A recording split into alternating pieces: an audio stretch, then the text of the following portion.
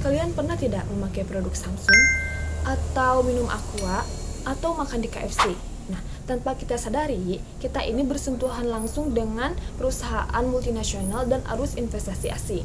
Nah, lalu apa sih sebenarnya yang dimaksud dengan investasi asing? Apa itu perusahaan multinasional dan apa ciri-cirinya? Perkenalkan, nama saya Anissa Banawati dari Universitas Muhammadiyah Sukabumi, program studi administrasi bisnis. Di sini saya akan menjelaskan mengenai investasi asing dan perusahaan multinasional. Oke, jadi apa sih investasi itu? Investasi secara sederhana adalah penempatan modal dengan harapan mendapatkan keuntungan di masa depan. Nah, ketika modal itu berasal dari pihak asing, baik dari individu, perusahaan, maupun dari pemerintahan asing, dan ditanam dalam perekonomian negara lain, nah itulah yang disebut sebagai investasi asing atau foreign investment. Di Indonesia, hal ini diatur dalam Undang-Undang Nomor 25 Tahun 2007 tentang penanaman modal. Investasi asing terbagi menjadi dua. Yang pertama yaitu FDI, Foreign Direct Investment, atau investasi langsung asing. Nah, di sini investor asing itu tidak hanya menyuntikkan modal saja, tapi juga terlibat langsung dalam pengelolaan usahanya. Contoh nyatanya yaitu seperti Toyota yang mendirikan dan mengelola pabrik di Karawang, Jawa Barat. Kedua, FPI, Foreign Portfolio Investment, atau investasi portofolio. Jadi investor asing ini membeli saham atau obligasi di negara tujuan semata-mata untuk keuntungan finansial tanpa bermaksud mengendalikan perusahaan tersebut. Ini tuh sama seperti investor asing yang membeli saham di Bursa Efek Indonesia. Nah, perbedaan kuncinya yaitu FDI membawa kendali, sedangkan FPI hanya membawa modal. Bagi negara penerima atau host country, investasi asing ini membawa manfaat nyata seperti lapangan kerja baru, terus juga transfer teknologi, peningkatan devisa, hingga pendorongan pertumbuhan ekonomi. Namun ada sisi yang perlu diwaspadai, seperti ketergantungan terhadap modal asing, keuntungan yang dibawa pulang ke negara asal, dan persaingan yang bisa menekan usaha lokal.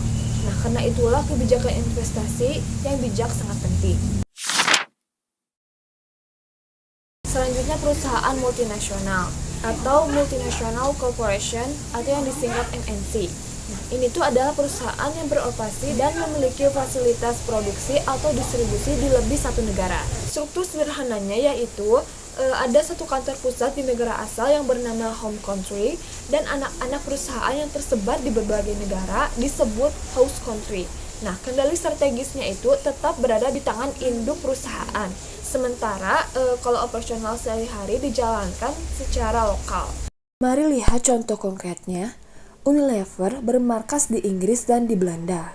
Namun, produknya seperti Lifebuoy dan Dinso ada di seluruh dunia. Toyota dari Jepang punya pabrik di puluhan negara termasuk Indonesia. Apple dari Amerika Serikat merakit produknya di Cina dan menjualnya di hampir semua negara. Yang menarik, MNC bukan monopolio negara maju. Indofood dari Indonesia pun sudah beroperasi di berbagai negara Asia dan Afrika. Bukti bahwa perusahaan dari negara berkembang pun bisa menjadi MNC. Istilah lain yang sering ditemukan dalam literatur adalah Transnational Corporation (TNC). Maknanya hampir sama. Namun TNC ini biasanya merujuk pada perusahaan yang sudah sangat terintegrasi secara global. Apa yang membuat sebuah perusahaan layak disebut MNC? Nah, ada 6 karakteristik utama yang perlu kita pahami. Pertama, skala dan jangkauan global. MNC beroperasi di banyak negara sekaligus dengan aset dan sumber daya yang terbesar di seluruh dunia. Banyak MNC bahkan memiliki total pendapatan yang melampaui PDB negara-negara berkembang. Kedua, kendali terpusat. Meskipun beroperasi di banyak negara, keputusan strategis besar, arah bisnis, anggaran, pengembangan produk ditetapkan dari kantor pusat. Anak perusahaan di tiap negara tunduk pada kebijakan induk. Ketiga, keunggulan teknologi. MNC umumnya memiliki divisi R&D yang kuat.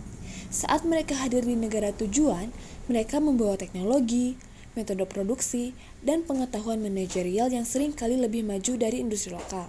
Inilah yang disebut transfer teknologi. Keempat, kemampuan modal yang besar.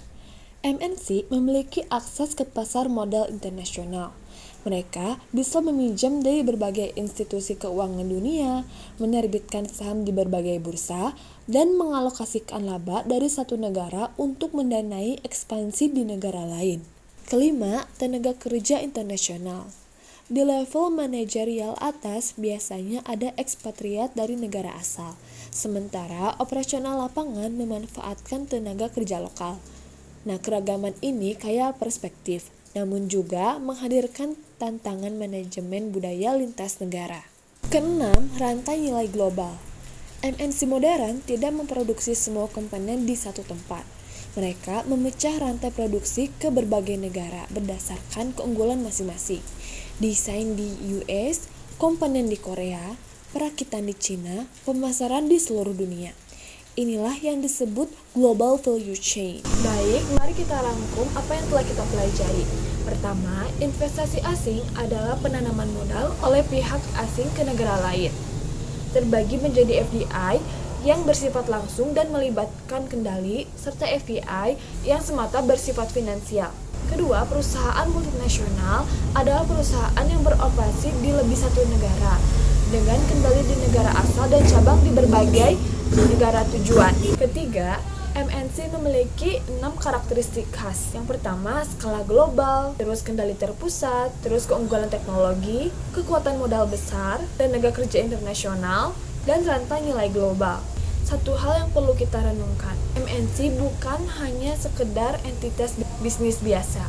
Mereka adalah aktor kunci dalam ekonomi global yang membawa peluang sekaligus tantangan, khususnya bagi negara berkembang seperti Indonesia. Nah, memahami mereka itu bukan hanya sekedar soal akademik, tetapi bekal untuk menjadi pelaku ekonomi yang cerdas dan kritis. Terima kasih. Wassalamualaikum warahmatullahi wabarakatuh.